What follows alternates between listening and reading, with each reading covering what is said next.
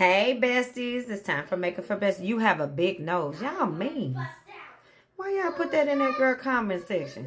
Now, even if you do have a big nose, what I'm excited about with this Makeup for Besties is that she's about to show you how she contours her nose. I don't even know how to contour my nose, but I love my nose. Let's just nip that in the bud. Okay?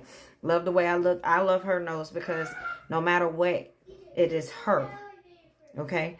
We got to get used to seeing people as people instead of what we want them to be or what the society of beauty is, because all of us are beautiful and uniquely made.